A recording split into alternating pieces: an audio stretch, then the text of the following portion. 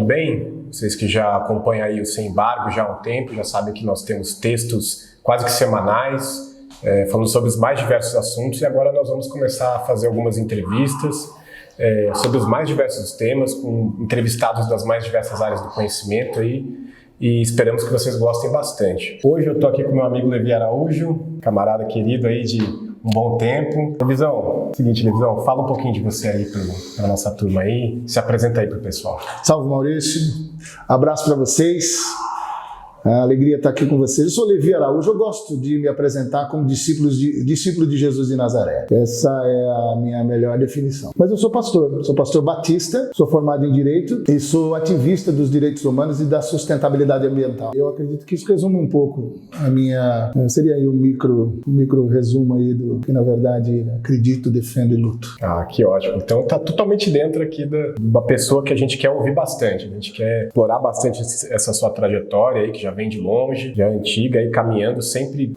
mantendo aí essas convicções da luta pelos direitos humanos, pela sustentabilidade ambiental. Tamo junto aí, Levisão. Vamos conversar um pouquinho. Queria falar com você aquilo que acredito que nós do Sem Embargo já abordamos muitas vezes por meio de textos e até algumas entrevistas aqui.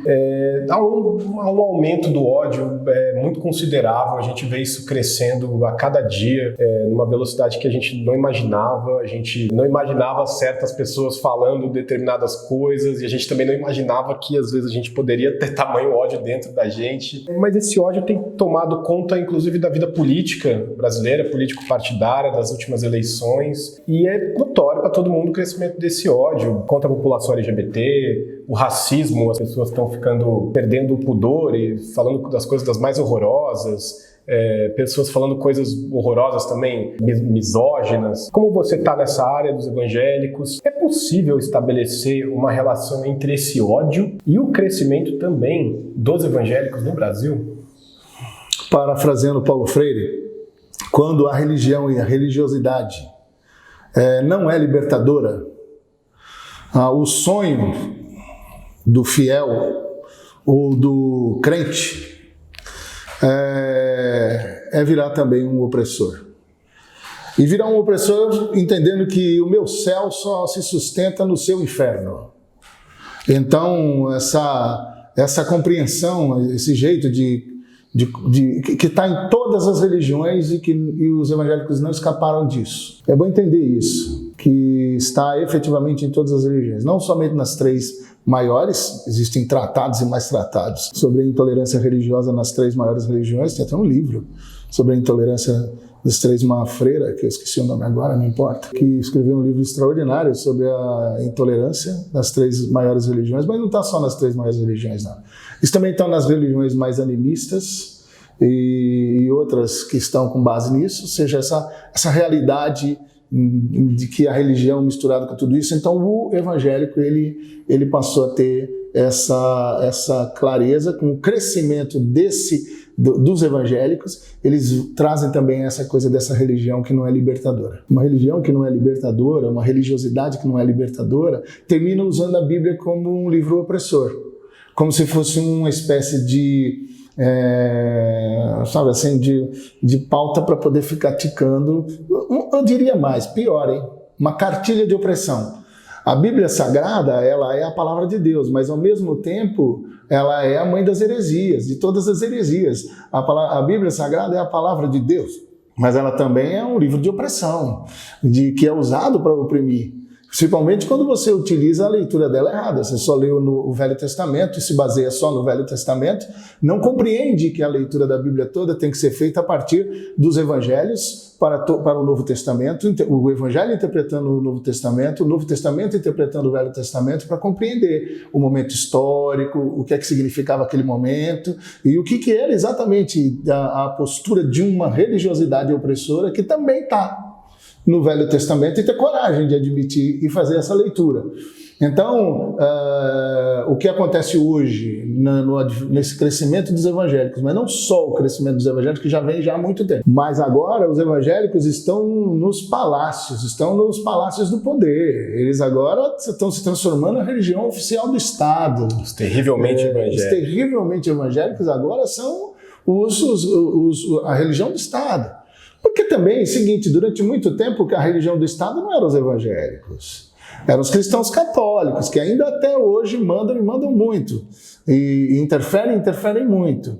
E os evangélicos ficavam sempre como jogadores com uma carta fora do baralho, e lutaram foram inclusive oprimidos, foram inclusive perseguidos, muitas vezes perseguidos.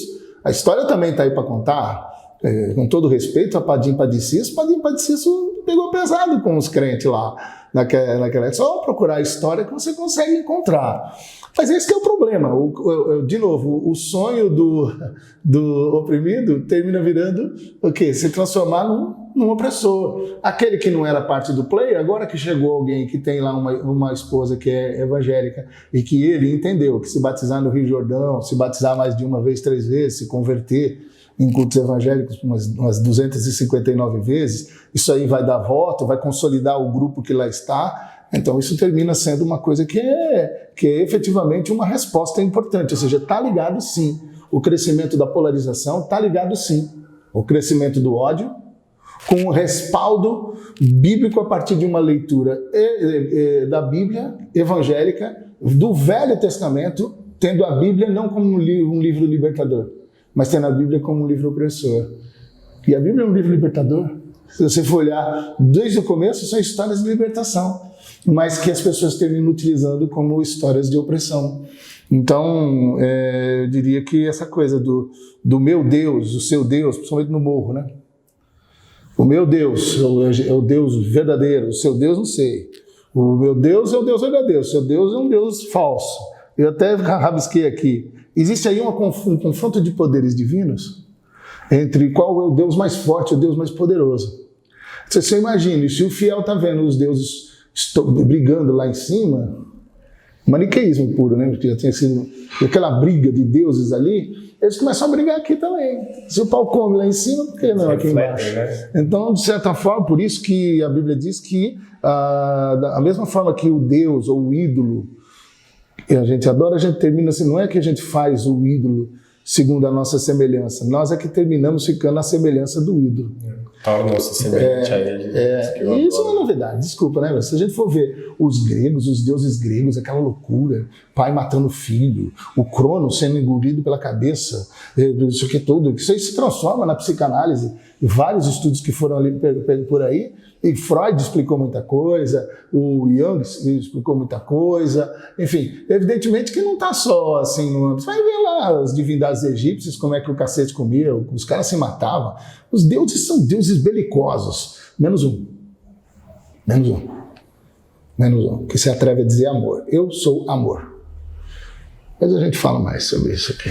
Acho interessante quando você falou essa questão, né, passaram de perseguidos a perseguidores. É justamente o contrário do apóstolo Paulo. Completamente. É o inverso. Né? É o inverso. Boa, mal. Isso mesmo. O Paulo, ele era exatamente a característica dessa religiosidade opressora e perseguidora. Quando ele encontra o amor, que é Jesus de Nazaré, reverte. E aí, nessa reversão completa, o Paulo, que era perseguidor, passa a ser perseguido. Porque ele olhou no Cristo, que é o amor. O Deus que não é o Deus que mata para se impor como Deus, se fazer valer como Deus. Não mata, morre. Ele não destrói, ele se entrega. Aqui citando o nosso amigo Felipe dos Anjos, né, o trabalho dele, que ele fala da questão da soberania de Deus, ela é exercida dando a vida, né? Ao contrário da soberania dos reis deste mundo, que é matando as pessoas. Tirando as vidas. Vamos seguir aqui da visão. Muito legal já essa primeira parte. Bom, a gente tem visto aí o recrudescimento aí, não só do ódio, acompanhado com esse ódio, ou estimulando esse ódio, ideias de extrema-direita que a gente pensava que, em alguma medida, assim, talvez por ingenuidade nossa, que já estavam superadas. Neonazistas, supremacistas brancos, toda a sorte aí dessas ideologias que se escoram na morte, na exclusão de determinados grupos de seres humanos. E é muito interessante como esse recrudescimento da extrema-direita ele se escora muito na religiosidade evangélica. Muito, é impressionante. E como que você explica isso?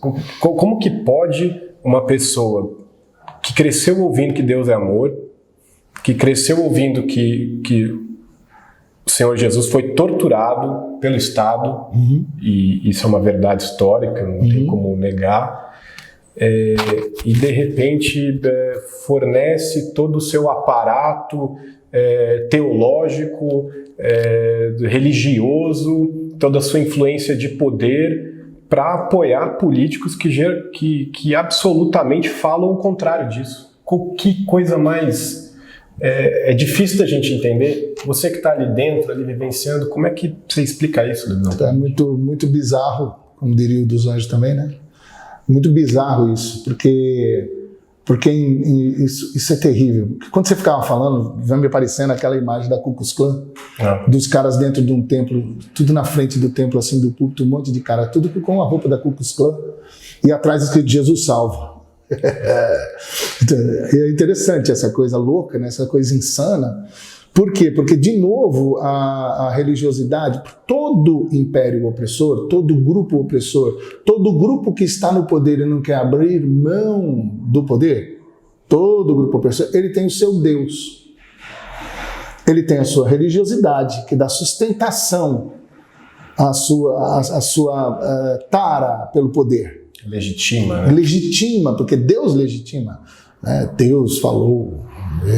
Aí tem a religiosidade e tem um negócio chamado pauta moral, que é uma maneira que o religioso tem com o seu Deus de poder de alguma forma dizer que todos devem estar alinhados.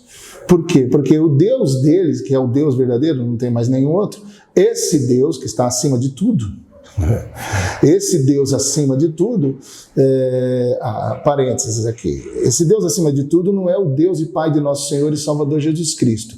O Deus e Pai de nosso Senhor e Salvador Jesus Cristo, ele não é um Deus acima de tudo, é um Deus em nós, é um Deus por nós, é um Deus conosco, entre nós, com a gente, do lado. Deus que se fez gente para ficar com a gente, do lado da gente. Fecha parênteses. Então esse outro Deus, que é o Deus acima de tudo, esse outro Deus que não é o Deus e Pai de nosso Senhor e Salvador Jesus Cristo, ele passa a legitimar exatamente esses camaradas opressores, que não vão caminhar na base da solidariedade, do acolhimento ao diferente.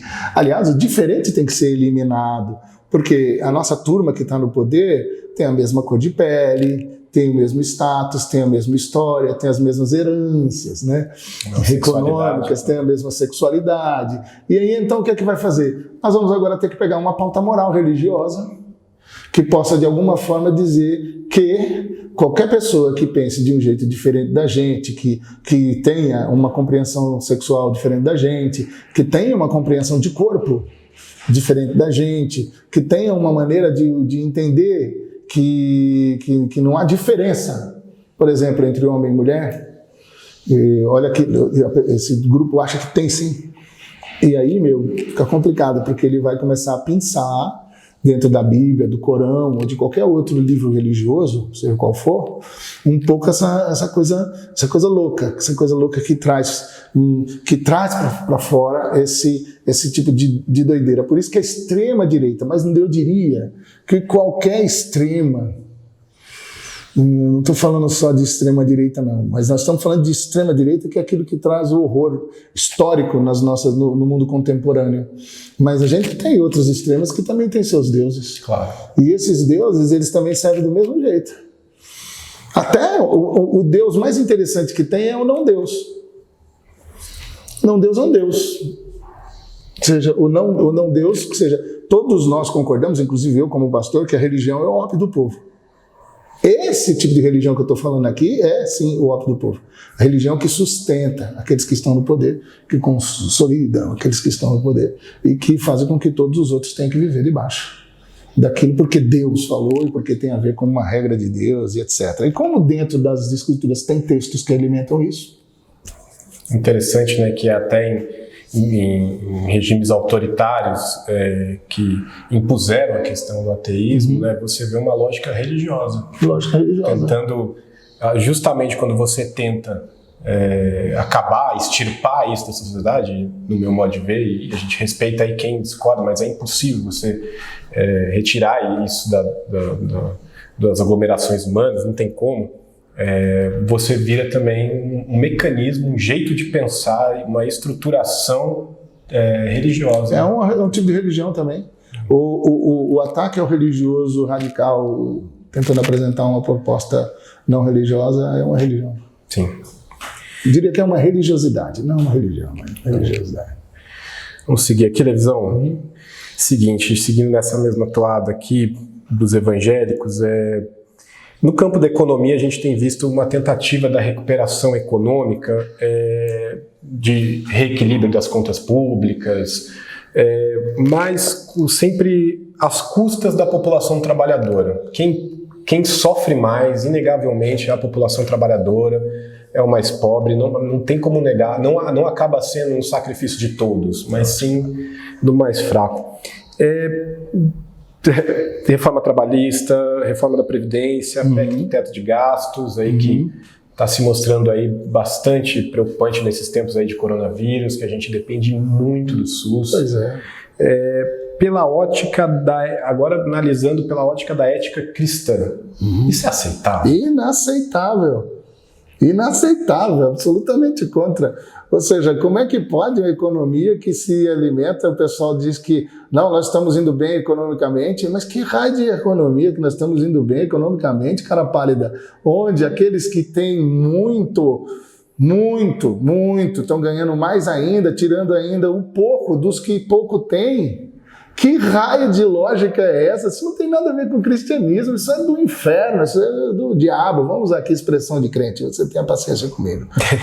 Então, eu tenho com vocês, quando eu tenho que ouvir vocês que não são crentes, são acadêmicos e todas as coisas mais, todo mundo com paciência com todo mundo. Então aqui eu tô falando do crentez meu aqui mesmo, que é isso aí. Que papo é esse, mano?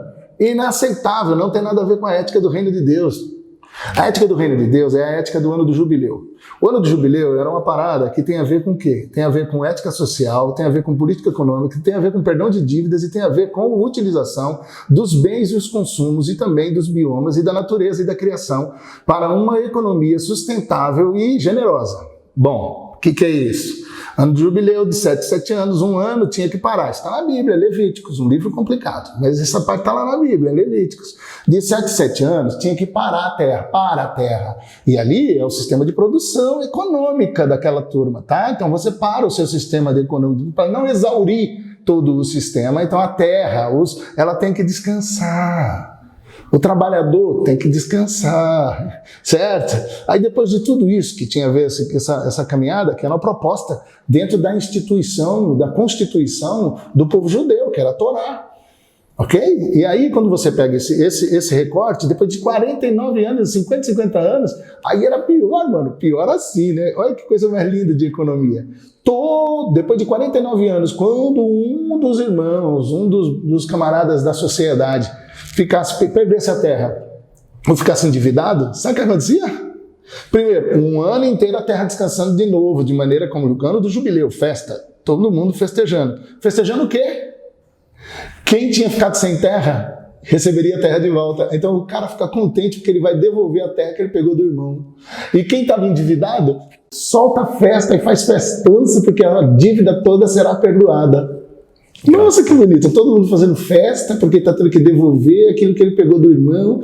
E você sabe que tem estudos e estudos, e o Tchu andou rodando o mundo, cantando por aí, falando sobre como é que nós vamos fazer o perdão da dívida externa baseado na lógica do ano do jubileu. E o ano do jubileu é o ano aceitável do Senhor, que Jesus disse, eu sou o Messias e o rei do ano aceitável do Senhor. O ano aceitável do Senhor tem a Constituição resumida no Sermão da Montanha. E tem a cláusula pétrea. Sabe qual é? Faça aos outros aquilo que você gostaria que fosse feito a você. Porque isso é o resumo de toda a lei e de todos os profetas. Uau! Então, se você quer emprego, lute para que todo mundo tenha emprego. Quer saneamento básico? Lute para que todo mundo tenha saneamento básico. Quer saúde pública com qualidade e segurança? Lute para que todo mundo tenha saúde pública com segurança. Quer que uma economia seja sustentável, não seja predatória, não seja destruidora do meio ambiente, para que isso se reverta contra nós e acabe, inclusive, com todo o sistema de produção daqueles que, inclusive, são os primeiros a destruir, estão ali nas margens, por exemplo, das florestas tropicais, uma burrice, um tiro no pé, que acaba com os rios flutuantes. Ou seja, se você quer, de fato, uma economia que não seja predatória, destruidora, que seja só para uns, só para alguns, deseja isso para os outros também, lute pelos outros também. Então, faça aos outros aquilo que você gostaria que fosse feito a você. Então, se você quiser pegar e pensar sobre uma política... Então, tudo isso que eu falei tem tudo a ver com isso que está acontecendo aí? Mas nunca. Então, é inaceitável isso que está acontecendo. É simples. A gente pode dizer que aquilo que você quer para você está acontecendo para os outros? Pode? Tá. Parece que estão lendo outra Bíblia, né? Não. Estão lendo outra coisa. E hoje em dia, nós estamos arrumando confusão. A nossa maior confusão hoje entre os evangélicos, nós que somos pastores e somos evangélicos, é falar de Jesus e falar do Sermão da Montanha e falar do Evangelho. Nós estamos apanhando que nem coitado de cachorro quando cai de mudança. Jesus parece que atrapalha os evangélicos. Jesus já atrapalhava todo mundo na época dele. Agora, Jesus é um problema para os evangélicos. Pois é. Problema. Bom, seguindo aqui, mudando de assunto, mas não mudando. O Dr. Drauzio Varela está sendo atacado pelo abraço que ele deu na Suzy, aquela transexual que está presa e não recebia visita há anos e que teve uma reportagem do Fantástico sobre isso. E aí está sendo atacado porque ele teria abraçado ela, mas na verdade descobriram depois que ela foi presa por estupro, pedofilia, assassinato, enfim. Um crime horroroso, né? Um crime horripilante. Enfim, mas está presa lá, o Dr. Drauzio deu e está sendo atacado, hashtag Drauzio lixo, virou trending topic isso. Qual a resposta cristã a esse ódio, Edson? Como que isso se materializa e se concretiza? Como que a gente poderia dar uma resposta concreta? De novo, voltar para Jesus. Eu levei pau porque eu citei o Dr. Drauzio e o Evangelho do Dia, o que eu gravei, pode seguir o canal. No dia eu gravei, que tinha a ver com o Evangelho do Dia. E aí eu citei o Dr. Drauzio e eu escrevi lá, Dr. Drauzio abraçou Jesus. Você imagina quanto eu apanhei. Porque eu falei que o Dr. Drauzio tinha abraçado Jesus. E eu fiz isso dentro do texto do Evangelho do Dia que eu tinha estudado e falado.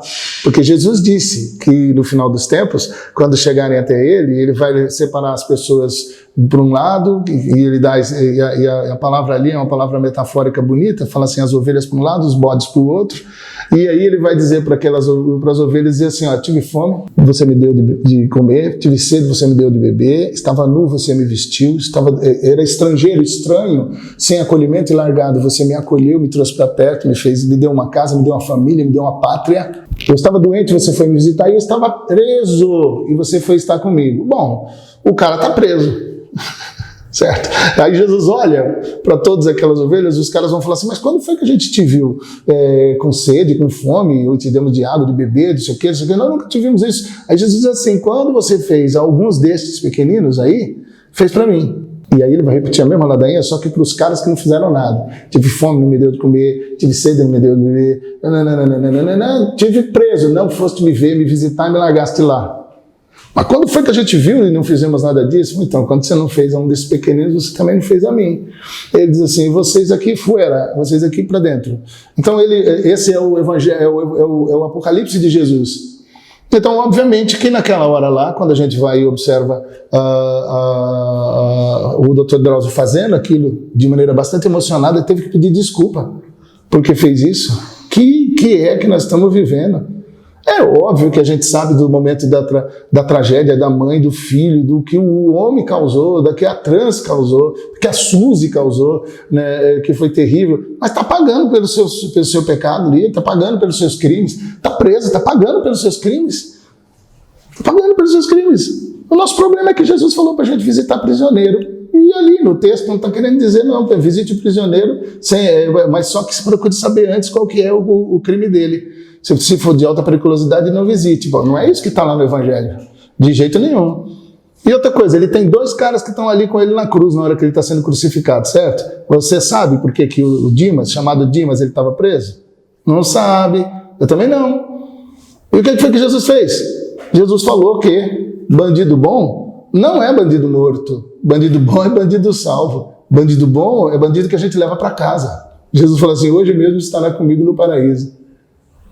O nosso problema é Jesus, irmão. Mas o problema é Jesus. Eu acho que, da mesma forma que Jesus provocou a ira dos religiosos do seu tempo, ele está provocando a ira hoje dos evangélicos no nosso tempo. E não tem nada a ver não ser solidário à mãe, à família, e o menino e a criança. Você veio falar isso para mim, que sou pastor, rapaz? Eu ando com gente que sofre, com crianças que morrem, que são violentadas, e que eu tenho que ir no sepultamento. Eu que tenho que estar lá junto com os pais. Eu que tenho que andar com as pessoas que sofrem, com as mulheres estupradas, violentadas, com muitos desses camaradas que estão presos e estão pagando-se pelos seus crimes. Eu fico do lado de cá também. Então abraço, choro, ando com eles. Agora, o meu grande problema é esse. Jesus me mandou visitar na cadeia, só que não me mandou pedir antecedente. Não existe antecedentes para abraçar. Não existe pesquisa de antecedentes para abraçar, para visitar. Acho que está respondida aqui a pergunta, a última que eu fiz que eu não falei. Por fim, o que Jesus faria se ele visse a Suzy, né? Jesus faria o que ele mandou a gente fazer, ué. Ele não é incoerente. Jesus faria o que ele mandou a gente fazer. Por que Jesus vai mandar a gente fazer um negócio e ele não faz? Só se Jesus ficou doido. Ou talvez o Jesus desses evangélicos de hoje aí.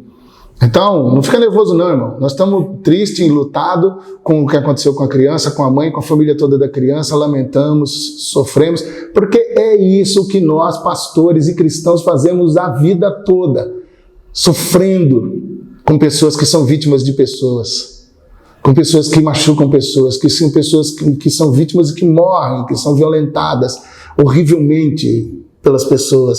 A gente vive fazendo isso, tá certo? Mas nós temos uma dificuldade, qualquer dificuldade. Nós somos os mesmos pastores que também temos que estar ainda até a cadeia para poder estar junto com os caras lá, porque Jesus mandou a gente ir para lá. Então eu não retiro nada do que eu falei. O Drauzio abraçou Jesus sim, de acordo com as Escrituras e a Palavra de Deus. E você durma com esse barulho. E você que não concorda com isso, que vá dormir com as palavras de Jesus. Vê se consegue. Depois de toda essa entrevista aqui, acho que fica difícil a gente não relacionar nosso momento político à leitura que tem se feito da Bíblia, de um cristianismo perverso até algumas vezes. E fica aí para a nossa reflexão importante. Você que se identifica ou não como cristão, como cristã, eu acho que fica com as palavras de Jesus, pelo menos. Fica com as palavras de Jesus de acolhimento, de amor ao próximo. Tá bom? Devisão, obrigado, viu, cara? Obrigado por ter vindo. Demais. Será sempre bem-vindo aqui no Sem Embargos. Curta, comente, compartilha. Nós ainda vamos fazer algumas entrevistas com os mais variados temas. Pode aí, se você quiser discordar, pode discordar, mas faça com respeito, né? Por favor. Sempre que bom. A gente tá aí atento também ao que vocês vão falar da gente, tá bom? Valeu, gente. Obrigado, viu?